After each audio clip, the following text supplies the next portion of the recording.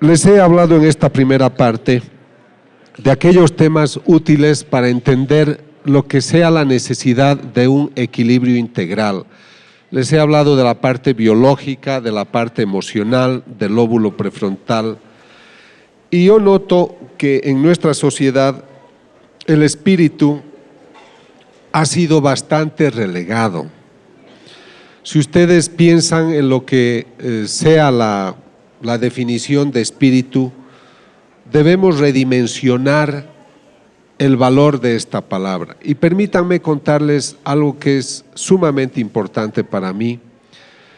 En el año 1990 yo era ateo y estaba escribiendo un libro que se intitulaba De la neurona a la persona.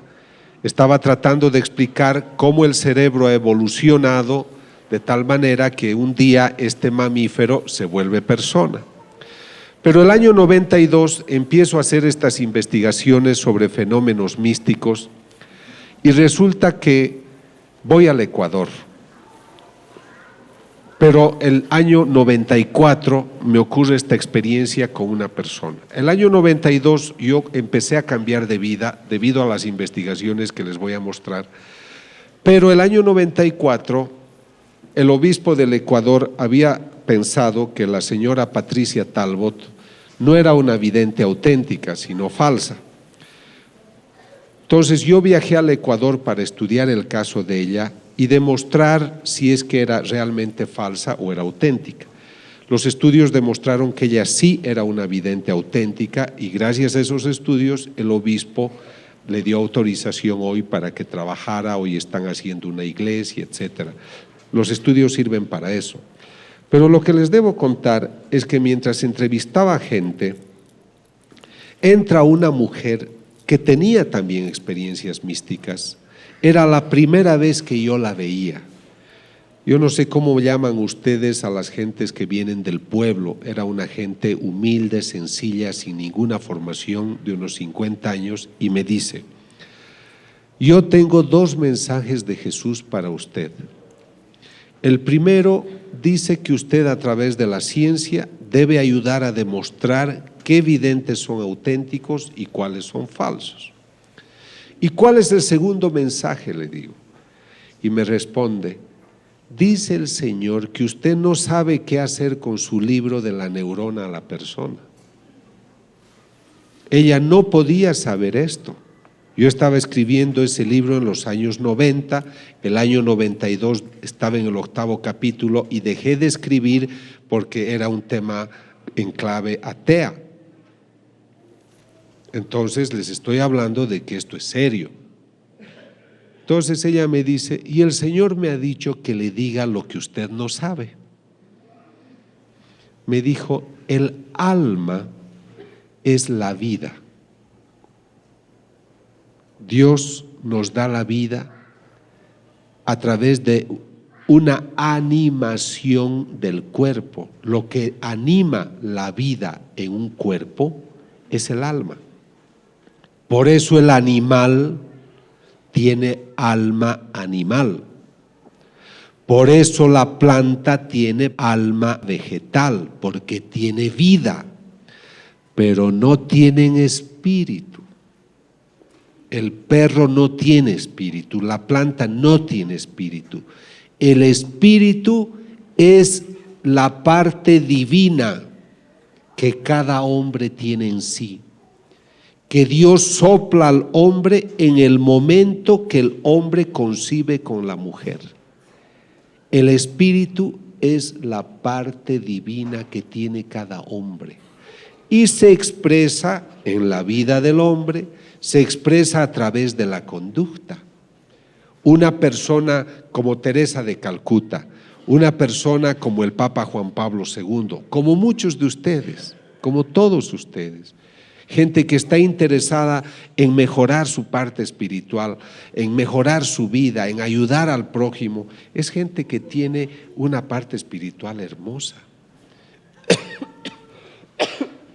Me falta tequila. Entonces lo que sucede es de que cuando nosotros nos alejamos de esa relación espiritual con lo espiritual, se achica la dimensión espiritual y nos materializamos. Por eso mi amigo millonario que tiene todo es infeliz, porque su dinero no le basta y va comprando placeres, pero no es feliz. El hombre que ignora su dimensión espiritual ignora los valores que vienen de esa dimensión. Entonces, este es el problema que nosotros tenemos. Por eso es que yo creo que nuestra sociedad debe volver a redescubrir su vida espiritual. Ahora, ¿qué ha pasado con el ambiente científico? Yo he estado muy cerca de la doctora Rita Levi Montalcini, premio Nobel de Medicina, porque ella descubrió cómo nacen las neuronas. Yo he trabajado cómo estimular bioeléctricamente las neuronas. Y ella me dice, pensar que el hombre tiene un espíritu es una ingenuidad. 50% de los premios Nobel, de los científicos que venden sus libros con mucho éxito, no creen en el espíritu. Ellos insisten en que venimos del mono. Ellos insisten en esas teorías de que somos fruto del caos, de los choques interplanetarios, de las primeras partículas que cayeron, que venimos del mono. Y ahora miren cuán inteligente es el hombre de hoy, que le es más fácil creer que venimos del mono que de Dios. Es que es grave. Y hay teorías que dicen que venimos de las abejas. Yo no sé cómo harán esa concepción de un mamífero semejante que salgan las abejas. Entonces, tenemos problemas serios de puntos de vista. Pero a veces estas gentes tienen tanta fuerza que ellos son los que ganan y nos desconciertan. Y muchos de sus hijos les dicen, mamá, yo no creo porque no puede haber espíritu, porque en los laboratorios no se puede ver y ni tocar ni medir. La gente se ha hecho empirista, quiere ver, tocar y medir para creer. Entonces tú te quedas desesperado, desesperada, porque dices, hijo, ¿cómo te he de demostrar que Dios existe si no lo puedo poner en un laboratorio?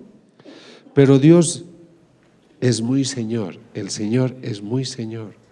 Y está preocupado de darte razones, motivos para que creas. Y creo que se sirve de muchas cosas.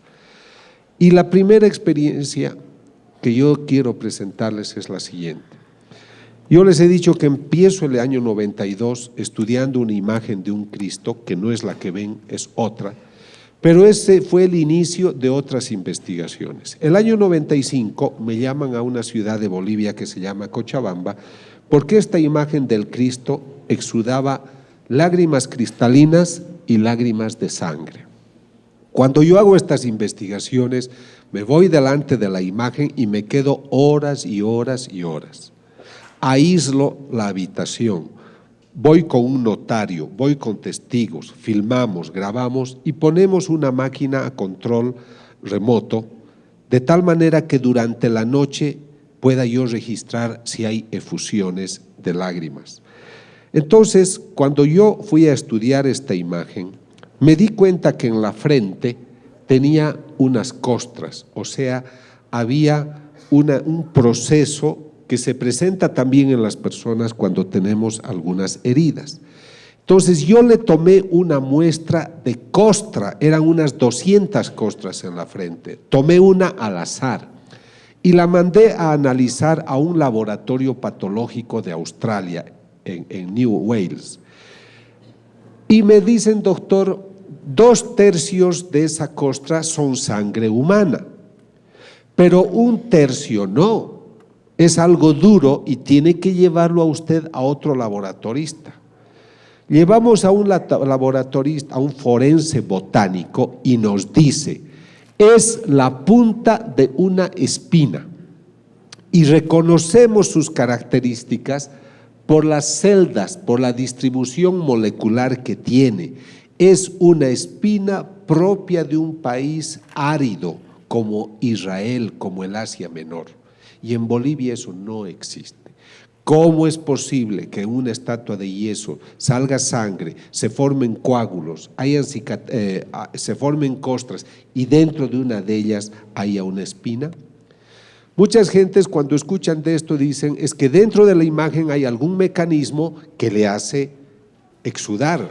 Yo no estoy usando la palabra llorar, nosotros decimos exuda o tiene efusión de sangre o de lágrima.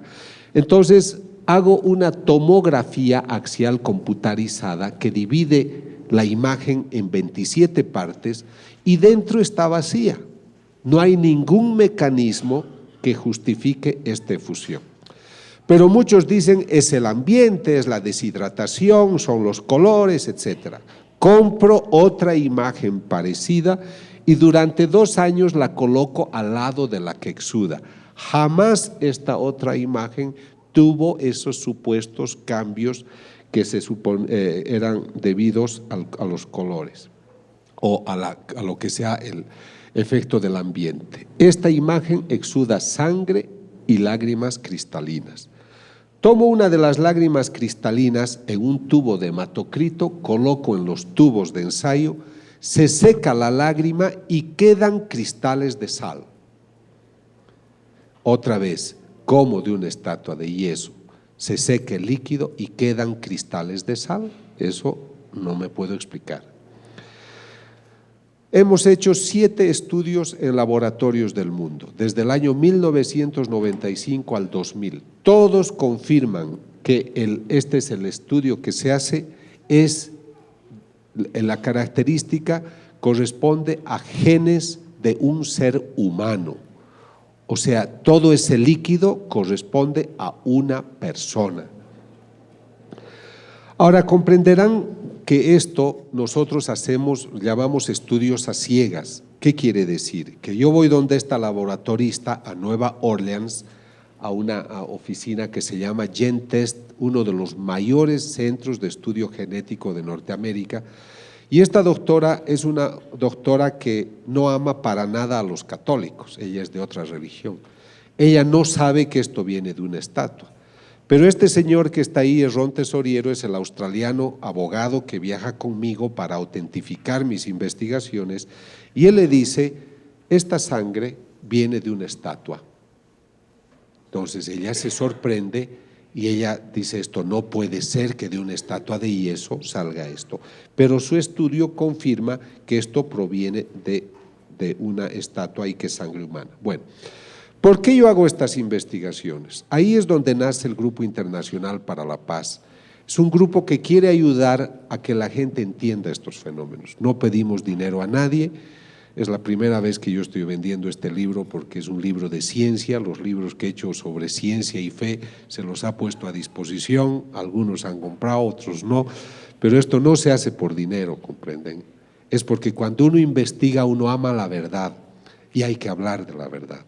He estudiado más de 50 casos y habían 7 falsos. Habían personas que mentían, no veían a Jesús, no veían a María, ellos ponían la sangre a las estatuas.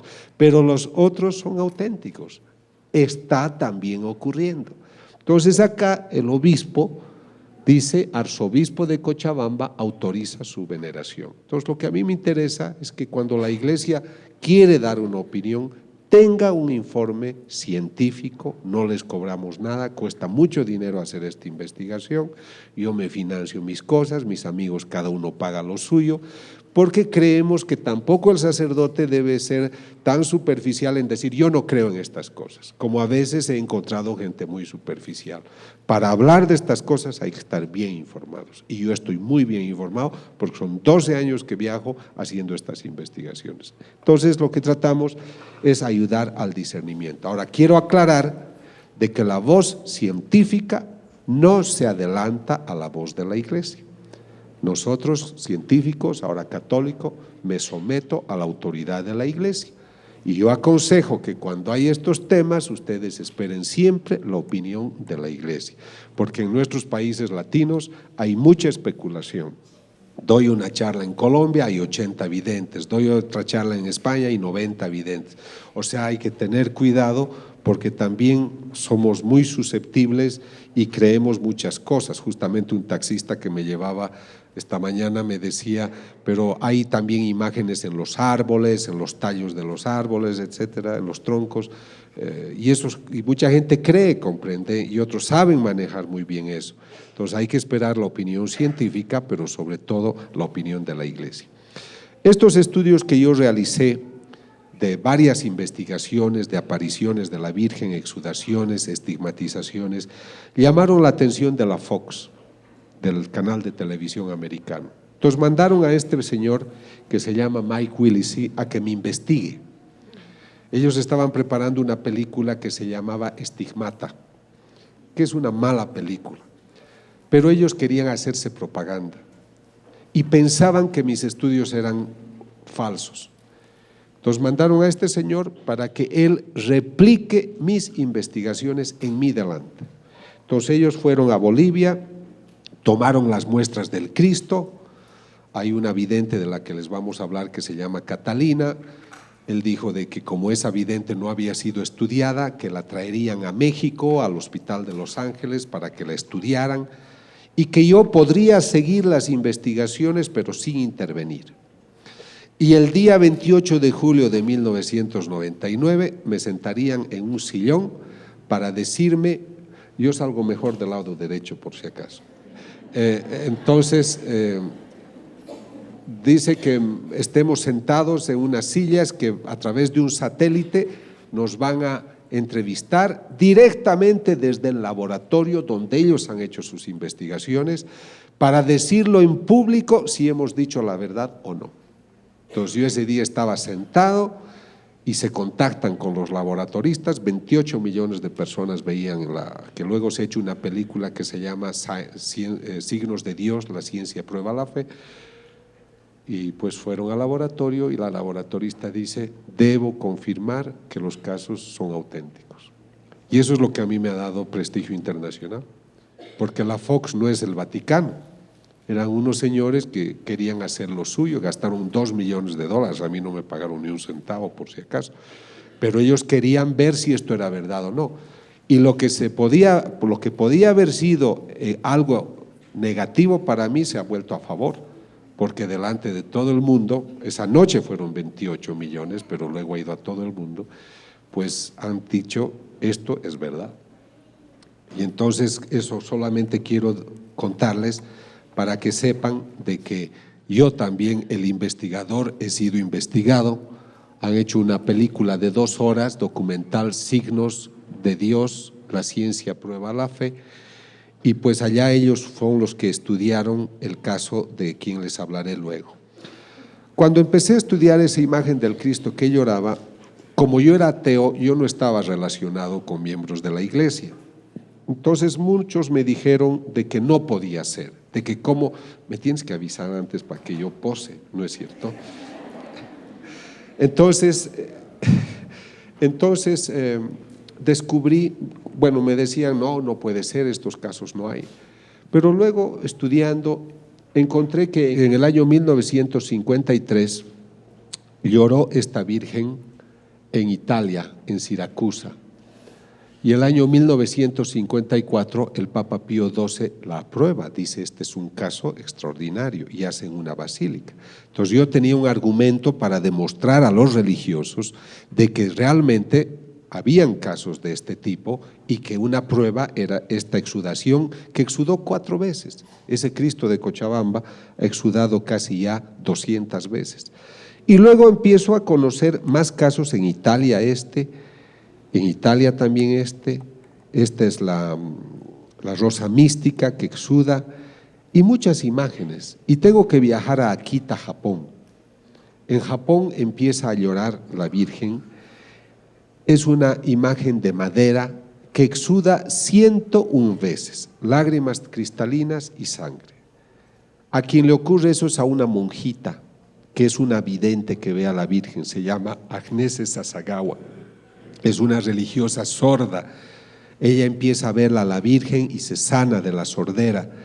Muchos dudan, pero el obispo es un hombre serio, quiere saber todo, hace las investigaciones y el año 1985-90 hace documentos apoyando esta aparición, y el mismo cardenal Ratzinger el año 90 convalida las apariciones de Akita, Japón.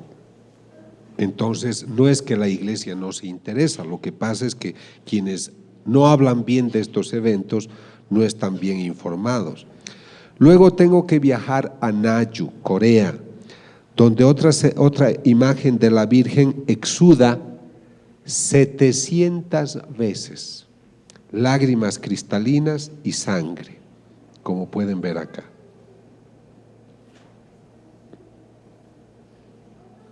¿Ves? Este es del lado derecho. Y estas son las muestras, de sangre que hemos tomado para analizar y comparar con otras investigaciones que me tocan realizar. Ahora, no en todas partes hay exudaciones de lágrimas de sangre o cristalinas. En algunos lugares hay efusiones de aceite. Esto ocurre en la casa de una estigmatizada que se llama Catalina, tiene a la Virgen de Fátima, y yo tomo las muestras y miren que estaba yo en México y extraigo el líquido y es aceite de oliva. Este estudio lo hice realizar en el Tecnológico de Monterrey porque yo estaba haciendo una investigación allá. ¿Cómo puede ser de que tengamos estas imágenes que exudan, y en este caso aceite? En muchos casos estos aceites los aplican a los enfermos y pues se sanan. Sé que han venido unas personas enfermas de cáncer y de otras enfermedades, les agradezco por su bondad. Ojalá Dios al volver a sus casas les dé una linda sorpresa de cariño y de sanación física, espiritual, si es su voluntad. Luego voy a Colombia, a Medellín, porque en Medellín ha ocurrido algo único, y escuchen con atención porque es muy bonito. Es una escuela de niños huérfanos, dirigen unas monjitas. Esta imagen de la Virgen la tienen en el patio, es un póster grande, pero ya está hace más de 30 años y se ha despintado. Y para sorpresa de todos, empieza a aparecer el color, como si alguien empezara a pintar. Y hasta hoy nadie puede describir cómo se ha podido realizar, y ocurre de que tiene cada vez unas exudaciones de líquido transparente con mucha frecuencia. La llaman la imagen de la Virgen renovada, es la de María Auxiliadora. Ahora voy a entrar a un tema que es muy interesante y que seguramente lo voy a tratar con más profundidad. Me llama el cardenal de Buenos Aires. Les recalco esto porque la Iglesia, después de tantos años de trabajo, valora estas investigaciones. Entonces me llaman porque en Buenos Aires resulta que hoy hay la moda de que cierta gente comulga con la mano. Entonces alguien hizo caer la hostia y como la hostia estaba sucia ya no la quiso levantar, consagrada. Entonces alguien le avisa al sacerdote, el sacerdote la toma y la pone en esta fuente y la deposita en agua para que se disuelva, que es una norma que ellos tienen, y luego la echan en una plantita. A los 5 o 6 días que estaba en el tabernáculo, abre el tabernáculo y ve que en vez de haberse desintegrado hay unas manchas rojizas. En sus distintas formas ve que el líquido aumenta en los días sucesivos, y es ahí donde me invitan a mí a tomar una muestra y saber de qué se trata. Yo viajo varias veces y tengo 2 muestras. Una es una masa gelatinosa, porque les he contado de una hostia, pero lo mismo ocurrió con otra hostia. Son 2 hostias que debo estudiar. Una es esta y otra es una que exudó el año 96, que tuvo esta efusión y que se ha vuelto costra seca. Ahora, yo viajo a Norteamérica, a unos laboratorios de California, llevando esta muestra. Yo no les digo esto viene de una hostia. El estudio a ciegas consiste, señores laboratoristas, tengo esta muestra, analícenla. ¿Cuál es el resultado? Doctor, la muestra que usted ha traído es músculo del corazón, músculo del miocardio, del ventrículo izquierdo. Es el primer resultado. Pero hay muchas cosas que descubrir. Este estudio ya lo estamos realizando desde el año 99. Pero hace un par de meses descubrimos que había un gran experto en cardiología, en patología y en bioquímica. Es el único profesor que ha escrito un libro, Cómo pronosticar de qué ha muerto una persona cuando el corazón ha sido lesionado. Entonces, este profesor es un profesor muy famoso, el profesor Tsugibe. Entonces, se le entregan a él las muestras y él dice, esta persona que tenía este corazón tiene que haber muerto muy maltratada, porque en su corazón hay lesiones que muestran que ha sido muy golpeado. A este hombre lo han torturado. Él no sabe que esto es una hostia. Y luego, ¿qué es lo que sucede? Él dice, pero algo ustedes me tienen que explicar. ¿Cómo es posible que cuando yo estaba estudiando esta muestra, la muestra palpitaba, latía? Así que explíquenme cómo le sacan ustedes el corazón a un muerto y me lo traen vivo hasta mi laboratorio en Nueva York. Profesor Tsugibe, no es lo que usted piensa. Esta es una hostia consagrada que ha empezado a sangrar. Imagínense, él tiene más pelos que yo, casi se los arranca todos. Porque imagínate a un hombre que le digas de esta masa de trigo que se ha vuelto sangre, se ha coagulado, hay una muestra de músculo del corazón. Pero ahí no termina la cosa, porque como él dijo, díganme cómo es posible que esté viva. Les estoy hablando de que esto estoy estudiando desde el 99, son 5 años, amigos, que la muestra está en mi poder. Entonces yo viajo al laboratorio de Buenos Aires hace pocas semanas y busco los documentos de los primeros estudios que se hicieron en Buenos Aires. Y escribe la laboratorista que ha hecho el primer análisis. Dice, se observan unos líquidos, glóbulos rojos, se observan glóbulos blancos, hemoglobina. Lo que me llama la atención es que las células estén palpitando y que estén latiendo. Pero ya habían pasado varios días. A los 15 minutos los glóbulos rojos, los glóbulos blancos ya se descomponen. Entonces, ahí es que me interesó mucho el tema del corazón y me entero de que en el siglo VIII, en Lanciano, una población al sur de Italia, un sacerdote celebraba la misa y dudaba si Cristo estaba presente en la Eucaristía o no. Él dudó y el momento de su duda, la hostia se vuelve sangre y se coagula.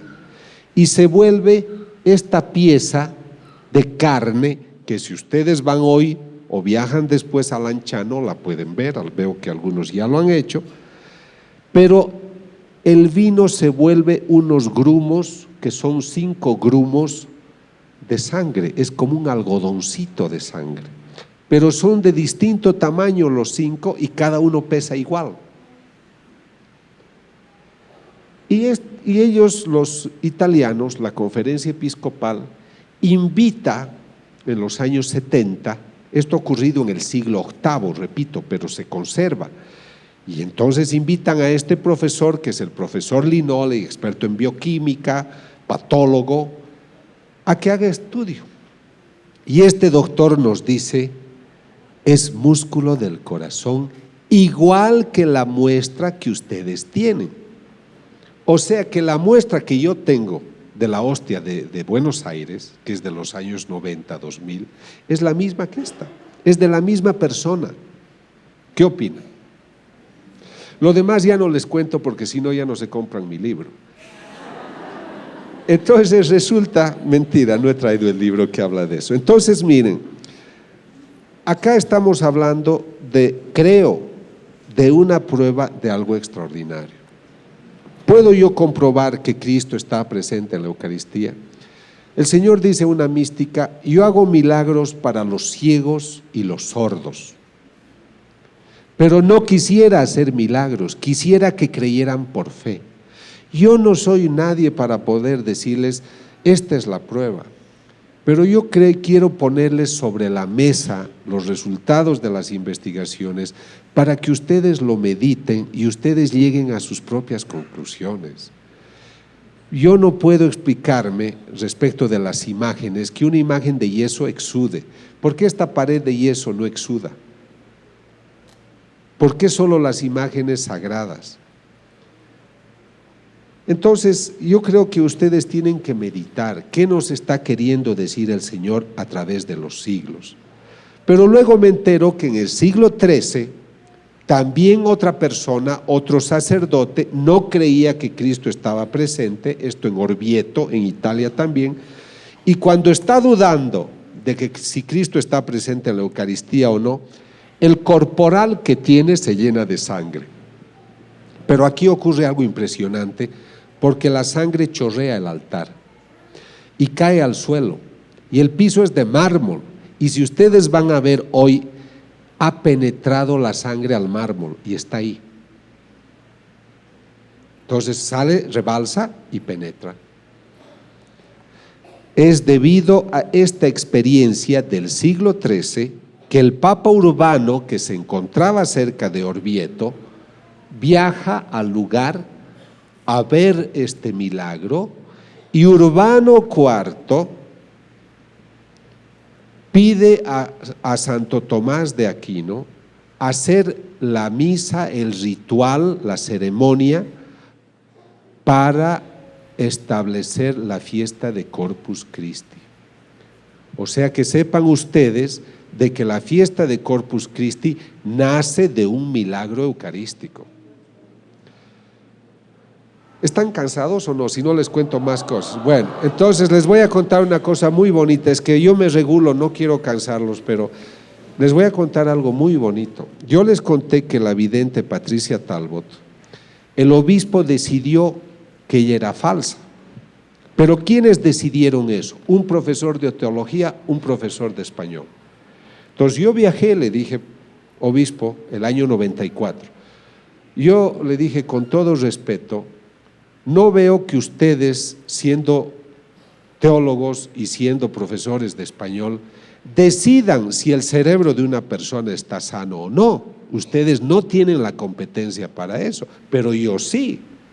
Yo soy experto en esos temas y además traigo mi equipo de expertos.